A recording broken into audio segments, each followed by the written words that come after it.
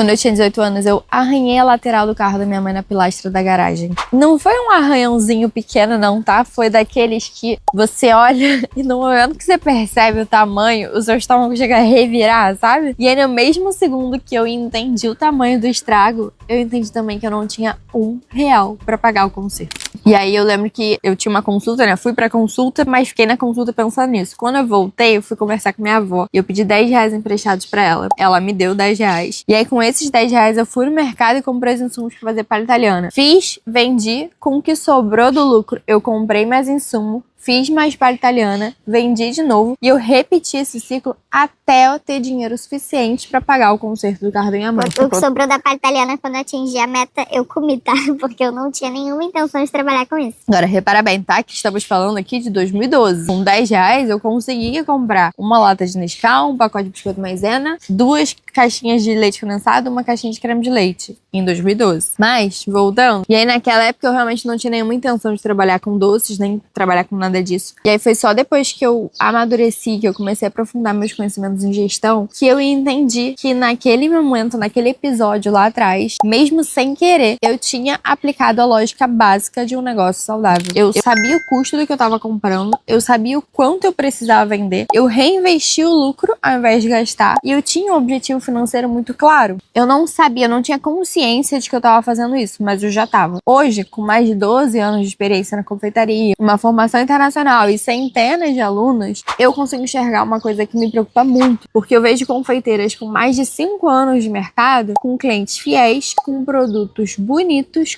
com uma reputação construída e que ainda precificam olhando para quanto a vizinha tá cobrando, que misturam o dinheiro do ateliê com o dinheiro pessoal, e chegam no final do mês sem entender por que trabalharam tanto e sobrou tão pouco. E aí quando eu converso com essas confeiteiras, elas sempre chegam com a mesma frase: eu acho que eu tô precificando certo, mas eu não sei o que acontece com o meu dinheiro. E o problema, senhora, geralmente tá nessa segunda parte aqui da frase: não sei o que acontece com o meu dinheiro. Porque a precificação é cálculo, tá? É matemática. Quando você não calcula, você adivinha o que tá acontecendo. Quando você adivinha, você pode estar cobrando certo por acidente ou errado de forma sistemática, mês após mês, sem perceber. E aí, antes da gente continuar, antes de fato entrar no conteúdo de hoje, eu preciso deixar uma coisa muito clara aqui pra vocês, tá? A planilha de precificação, que é o assunto de hoje, ela é uma métrica de acompanhamento. Ela te ajuda a entender o potencial real de cada produto dentro do seu negócio. Mas ela é o primeiro passo, tá? Não é o único que você precisa fazer. Então não adianta você sair comprando planilha solta por aí.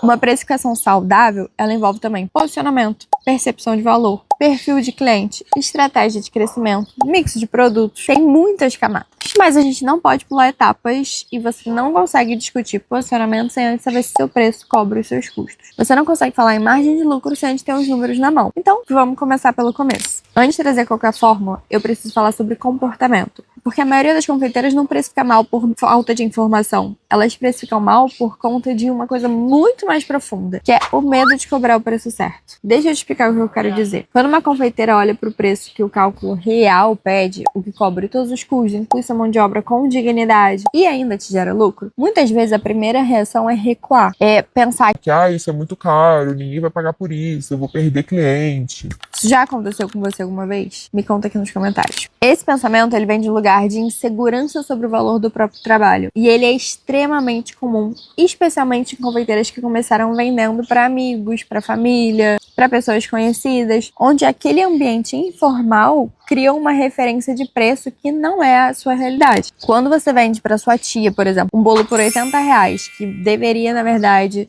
ser vendido por 180, você cria na sua cabeça uma âncora de valor que é equivocada. A sua tia pagou R$80 e ficou feliz. Daí você acaba generalizando. As pessoas não vão querer pagar mais do que isso. Mas a sua tia não pagou pelo bolo. Ela pagou pelo afeto que ela tem por você. Pela obrigação social de ser uma boa familiar. E pelo fato de que ela sabia que ela estava comprando barato. E aí, abrindo um parêntese aqui, Se você quer dar desconto para família, amigos, etc., com o intuito de ganhar experiência e expandir o seu portfólio, eu não vou te desencorajar a fazer isso, tá? Muito pelo contrário, eu já fiz muito. Mas é muito importante que a pessoa saiba o real valor de venda daquele produto que ela tá ganhando ou que você tá dando um desconto. É muito importante que o valor do desconto esteja claro para aquela pessoa, para que a gente consiga estabelecer limites para compras futuras. Confia em mim, você vai precisar em algum momento. Mas voltando à sua tia, ela nunca foi um dado real de mercado, tá? Ela foi uma distorção emocional. E esse é o primeiro problema psicológico que a gente precisa resolver antes de qualquer coisa. Tem também um segundo problema, que é a síndrome do pelo menos eu estou vendendo. E essa, acho que talvez seja a mais comum de todas. Acho que 80% das pessoas que eu vejo passam por esse problema. Muita gente sabe, no fundo, que o preço tá errado,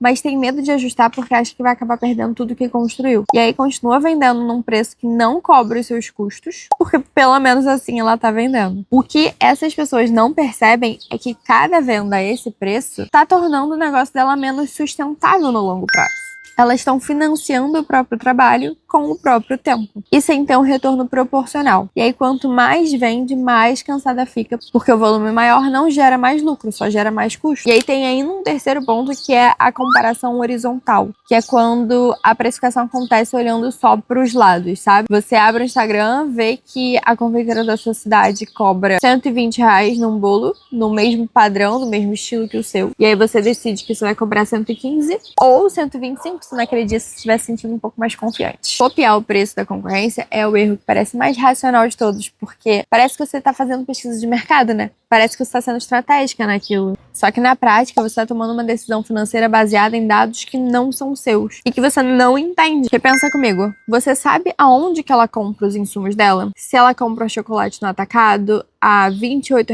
o quilo, enquanto você tá comprando numa loja de confeitaria a 45, por exemplo. Ou pior ainda, tá? Você sabe se ela realmente calculou o valor da precificação dela? Você sabe se ela tem, por exemplo, funcionário? Se ela tiver, os custos de produção dela incluem salário, encargos, FGTS. Se você trabalha sozinha, o cálculo já é completamente diferente. O que não quer dizer também que a sua mão de obra não tenha custo, tá? Quer dizer que o custo dela tá calculado de um jeito e o seu precisa ser calculado de outro. Você sabe, por exemplo, se o ateliê dela é em casa ou se ela paga um aluguel? Um aluguel de ateliê comercial no Rio, por exemplo, varia de R$ 800 a mais de 3 mil. O meu ia para 7 mil no final do mês.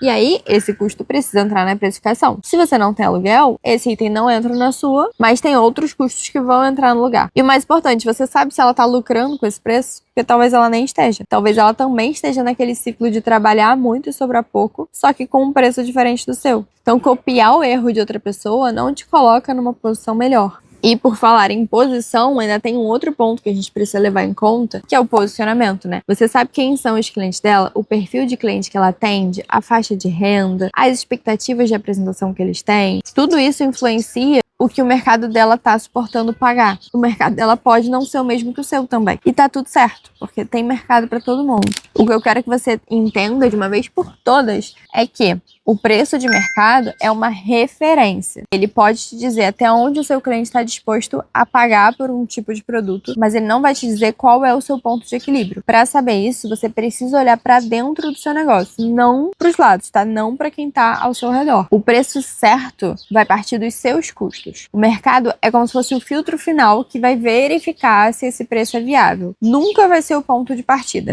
E aí a gente vai precisar voltar para aquele ponto que é quando você decide competir por preço com a sua concorrência, você acaba entrando numa corrida que não tem linha de chegada. Por quê? Porque sempre vai ter alguém disposto a cobrar mais barato. Sempre. Seja uma confeiteira iniciante que ainda não calculou nada e aí vai chegar agora do nada no mercado com um preço que você nunca vai conseguir acompanhar. Então a saída não é entrar nessa corrida, é sair dela. Que é isso que a gente vai fazer a partir de agora. O segundo erro, e aí esse é um pouco mais silencioso do que o primeiro, e justamente por isso ele costuma durar mais tempo, por exemplo, vamos supor que você recebeu um Pix de R$ 400 por um bolo. Aí o dinheiro caiu na sua conta. Você paga a sua conta de gás, passa no mercado, compra uma embalagem nova, e aí tinha uma calça ali com 50% de desconto, você resolveu comprar. Beleza? Tudo certo? Aí na semana seguinte, você precisa comprar mais chocolate para sua próxima encomenda. Você abre a sua conta do banco e não tem dinheiro suficiente lá dentro. Aí você pensa, Ué, mas eu recebi R$ 400?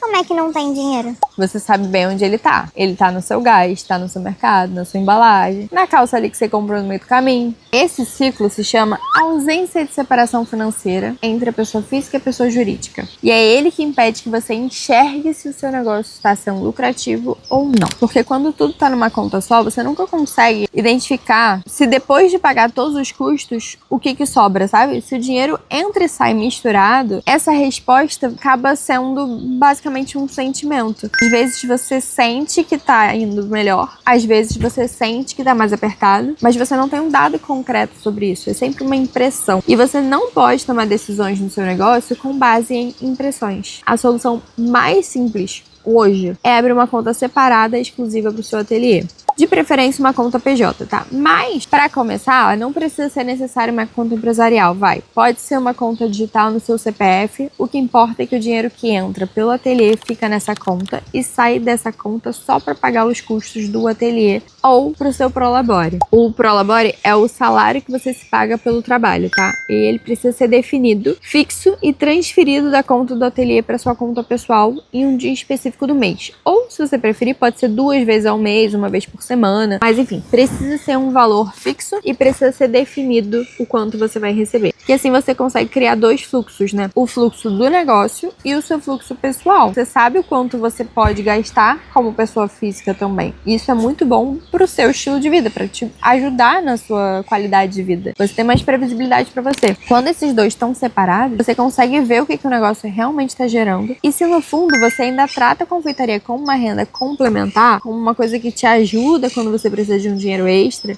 você vai continuar usando o dinheiro dela de forma casual, porque a sua relação com ela é casual. Então, no momento que você decidir que a confeitaria é, de fato, um negócio com processos, com separação financeira, com metas, é o momento que ela vai começar a gerar resultados de verdade e se comportar como um negócio. E se esse raciocínio tá fazendo sentido pra você, já deixa o seu like aqui e se inscreve no canal pra acompanhar os próximos vídeos. Agora sim, vamos entrar no cálculo em si, tá? A lógica básica para a formação de preços para ateliês artesanais parte de um princípio que é: o preço de venda precisa cobrir todos os custos envolvidos na produção e ainda gerar margem para o negócio crescer. O que muda quando você começa a calcular de verdade é que você para de tentar chegar no preço olhando por cima dele, sabe? Olhando direto pro preço. Você começa a construir ele por baixo, componente por componente, número por número, até construir o valor de venda daquele produto. Então, a estrutura é a seguinte: custo real dos insumos por unidade produzida, mais os custos fixos rateados por aquela produção, mais os custos da sua mão de obra, mais a sua margem de lucro. E aí vamos por etapas. O custo de insumo, ele não é o quanto você acha que você pagou, tá? É o custo real por unidade de uso, calculado a partir da nota fiscal mais recente. Eu sei que parece óbvio falar isso, mas na prática, a maioria das confeiteiras faz o cálculo de cabeça. Ah, o chocolate eu pago uns R$30 o quilo. Mas aí quando você olha a nota, tava R$34,50. E aí na compra anterior a essa foi, sei lá, R$31. E aí qual que você usa? Eu recomendo usar sempre a mais recente, tá? Porque é o que reflete o custo atual da sua produção. E um outro erro comum do custo de produto é não converter o custo para a unidade correta. Por exemplo, você comprou 1 kg de chocolate a R$34,50, mas a receita usa 180 gramas. O custo de chocolate nessa receita não é R$34,50, é R$6,21. Parece básico também dizer isso, mas quando você não faz essa conversão para cada ingrediente de cada receita, o custo de insumo que você usa no cálculo é um número que também não vai ser condizente com o resultado. E aí no final da conta, tipo, se você fizer, tem 12 ingredientes numa receita, se você fizer isso em cada um, você chutar em cada um, aproximar em cada um, você não vai ter um resultado real. E a gente ainda tem a conta de desperdício, porque toda produção tem perda, né? Aquele pedacinho de massa que não coube na forma, uma ganache que sobrou e acabou sendo descartada, um acabamento que não ficou bom e você precisou refazer. Isso tudo tem um custo. E é um custo que não vai aparecer na sua nota fiscal, mas ela vai estar lá todos os dias presente na sua produção. Então, uma boa prática é estimar um percentual de desperdício por tipo de produto e incluir esse percentual ali nos cálculos de insumo, tá? O segundo ponto são os custos fixos. São os que existem independente de quantas encomendas você fez no mês. Eles vão estar lá mesmo quando você não fez nenhuma encomenda no mês. Por exemplo, resolvi tirar férias, vou tirar 20 dias de férias. Então, passei 20 dias com o meu ateliê fechado. Aí eu faço o quê? Falo pro meu aluguel que vou descontar 20 dias? Não, eu ainda tenho que pagar esses 20 dias de aluguel, mesmo que eu não tenha produzido. Então, Então, esses custos, eles precisam ser rateados para cada produto que você vende. A primeira categoria, que é, na verdade, um custo variável, mas a gente inclui como fixo para facilitar o cálculo, é a energia elétrica. Porque você passa o dia inteiro com o forno em altas temperaturas e ela consome um valor significativo também. Então, eu gosto sempre de trabalhar com um valor estimado ali pra gente já ter isso no cálculo, não depender só de variações. E aí, para estimar esse impacto na conta do ateliê, você pode ou comparar a conta de luz num mês de produção mais intensa com um mês de produção mais parada, ou usar o próprio cálculo de potência dos equipamentos, né, o tempo de uso e tal, para calcular o consumo em kilowatt. O gás é basicamente a mesma coisa. Para quem usa botijão, ele vai ter um custo total ali que vai ter que ser dividido pelo tempo em que ele dura na sua produção. A água é basicamente a mesma coisa, né? Temos a higienização dos equipamentos, as bancadas, formas. O consumo de água no ateliê costuma ser bem alto.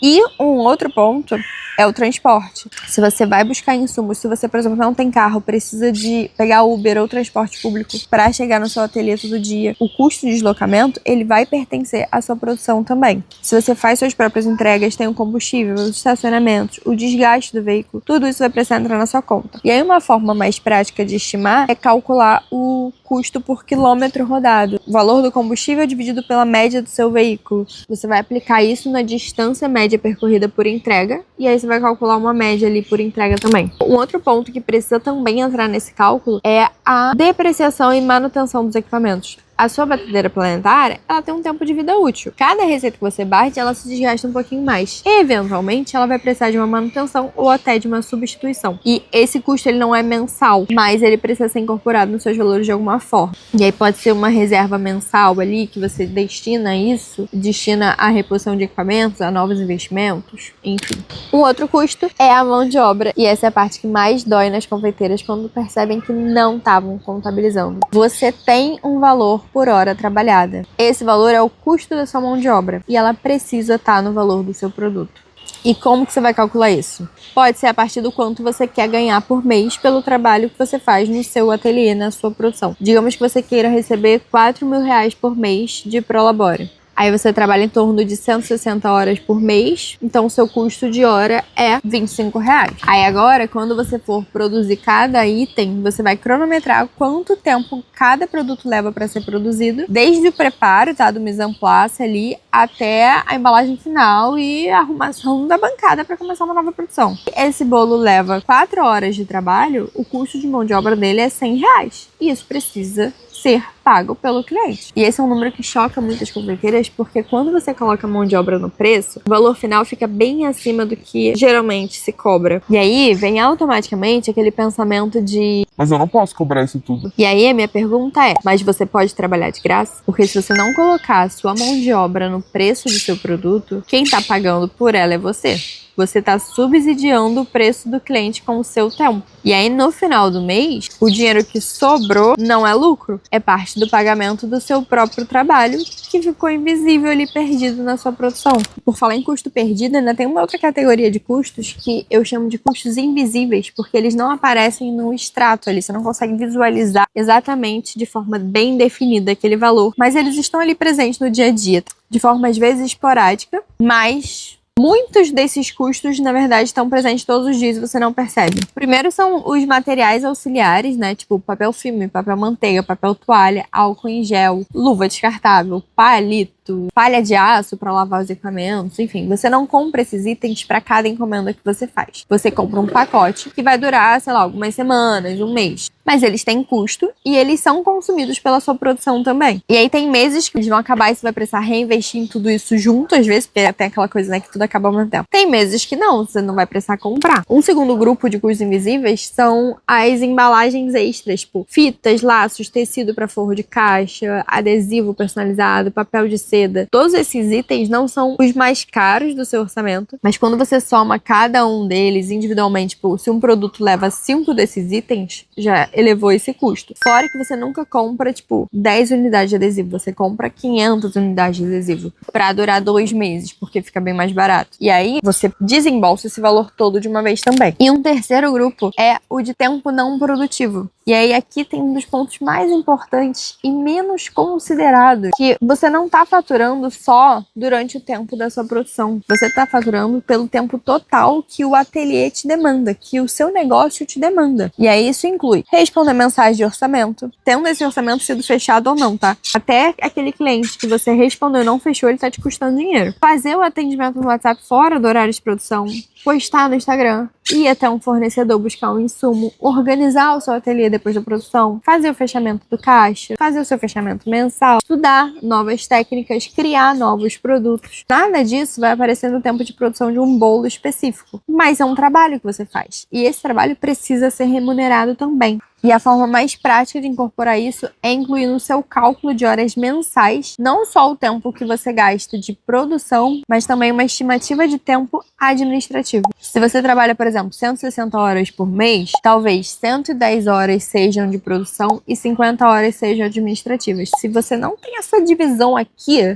isso é outra conversa, tá? Mas tá errado. Era pra ter. A gente já teve um vídeo sobre isso. Vou colocar o card aqui. Se o seu tempo de produção está tomando conta de todas as suas horas trabalhadas, algo de errado não está certo. E aí isso, inclusive, nos traz ao 5º grupo de custos invisíveis. E é que a maioria das confeiteiras mais experientes, com mais tempo de mercado, vai se reconhecer que é o custo emocional e cognitivo de tomada de decisões constantes. Isso, obviamente, não vai entrar numa planilha, mas isso vai influenciar indiretamente na sua precificação. Quando você está trabalhando mais exausta, de tanto você trabalhar para sobrar pouco, você vai começar a subestimar o valor da sua entrega. E aí, quando você subestima o valor do seu próprio trabalho, você tende a ceder mais em descontos, tende a diminuir a sua margem, tende a tomar decisões mais impulsivas, tende a querer seguir uma tendência com aquele desespero de fazer um caixa. E aí eu vou precisar fazer uma distinção que não aparece na maioria dos conteúdos sobre precificação para confeitaria, que é a diferença entre o preço de sobrevivência e o preço estratégico do seu produto. O preço de sobrevivência é aquele preço mínimo. É o que você cobra para cobrir todos os seus custos, pagar o seu prolabore no valor que você definiu e pronto. Abaixo desse número você está no prejuízo com certeza. E vender abaixo do preço de sobrevivência é trabalhar de graça ou pior ainda, que é pagar para trabalhar. Já o preço estratégico, não. Ele parte do preço de sobrevivência e a gente ainda adiciona uma camada a mais. Primeira camada é a margem de lucro, tá? O lucro não é o seu prolabore, vamos deixar isso claro. Prolabore é o que você recebe pelo seu trabalho. O lucro é o que o seu negócio gera além dos custos e além da sua remuneração. Esse lucro é o que vai financiar o crescimento da sua empresa. São os novos equipamentos que você vai poder comprar, um novo espaço, um novo marketing, uma reserva de emergência. Um negócio sem lucro é um negócio estagnado e eu preciso muito ressaltar aqui que o lucro da sua empresa, ele é da sua empresa, tá? Ele pertence à sua empresa. O segundo componente é a margem de reinvestimento. Parte do que o seu negócio gera precisa voltar para ele em forma de melhorias. Novas embalagens, novos produtos, uma câmera melhor para tirar foto, um celular melhor para você para trabalhar, uma mentoria. Isso não vai sair do seu prolabore pessoal, vai sair da sua margem de reinvestimento do seu próprio negócio, que foi definida no momento em que você definiu a precificação dos seus produtos. E o terceiro componente é o posicionamento de mercado. Preço comunica valor, tá? Não dá pra gente fugir disso. Um produto com um preço muito baixo, ele não vai ser percebido como um premium, independente do quão bonito e bem feito ele seja. O preço faz parte da sua identidade de marca. Quando você define o preço de forma estratégica, você também está definindo para quem você vai vender e como você vai ser percebida. E esse é um ponto que eu aprofundo muito na mentoria, porque ele envolve as 6 vitrines estratégicas, né? Que é a minha metodologia de posicionamento. São os diferentes posicionamentos que uma confeitaria pode ocupar e como o preço se articula com cada uma delas. Mas o que importa de você entender aqui agora é que o preço não é só um número de sobrevivência. É uma declaração concreta do seu posicionamento. E se esse raciocínio fez sentido pra você, me segue aqui no canal, porque toda semana tem conteúdos como esses pra te ensinar a viver da confeitaria de forma sustentável, lucrativa e vivendo de fato a sua vida.